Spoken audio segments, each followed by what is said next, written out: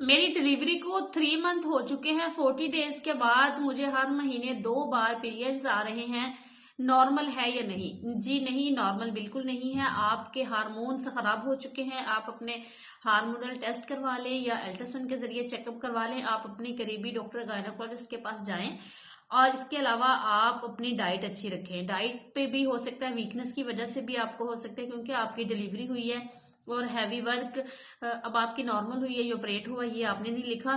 खैर, जो भी हुआ है, चाहे नॉर्मल है या ऑपरेट है, एक तो अपनी डाइट अच्छी करें, वॉक करें, दूसरा आप हैवी वर्क बंद कर दें, कुछ दिन अपने आप को रेस्ट में लेके आए। रेस्ट करने से भी आपकी जो बच्चेदानी है उसमें थोड़ी सी वो हो जाती है।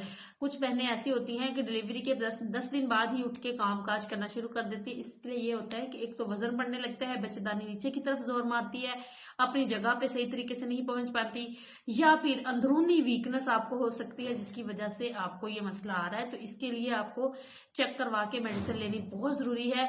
खून की कमी की वजह से भी ज्यादा ब्लीडिंग हो सकती है। ठीक है।